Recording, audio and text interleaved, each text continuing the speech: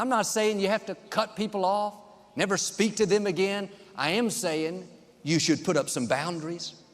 You don't have to make a big announcement. What happens when a message of hope turns into a $100 million empire? Behind Joel Osteen's polished words and warm smile lies a story of family legacy, soaring success, and scandals that shook the nation.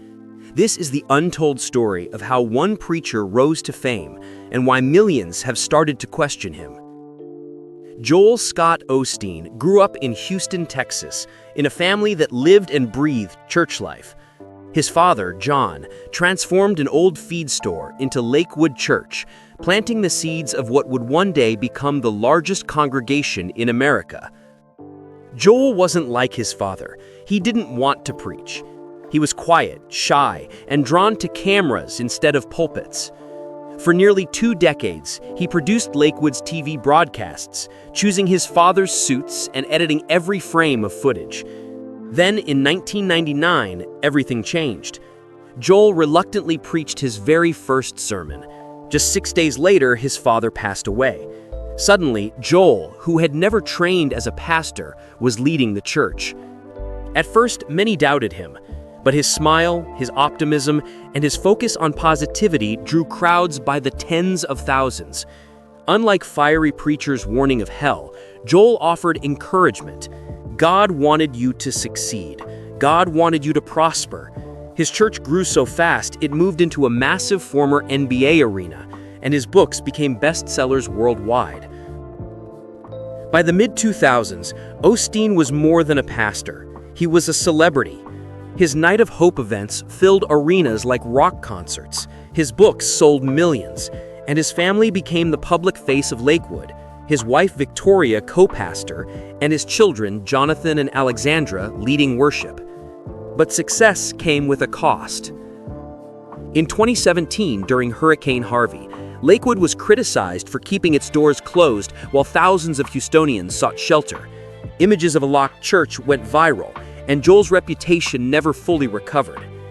Then in 2020, when small businesses were collapsing during the pandemic, Lakewood Church accepted $4.4 million from a federal relief program.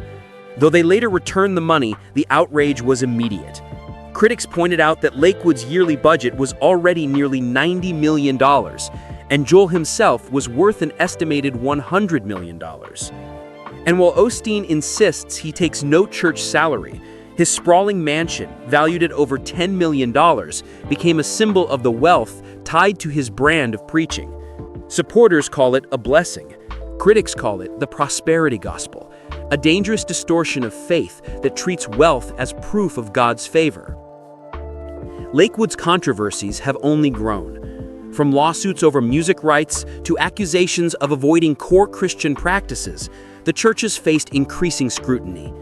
Even a tragic shooting in 2024 raised questions about security inside one of the richest, most famous churches in America. Yet Joel continues to smile. He tells his followers to stay hopeful, to believe in better days, and to trust that blessings are coming.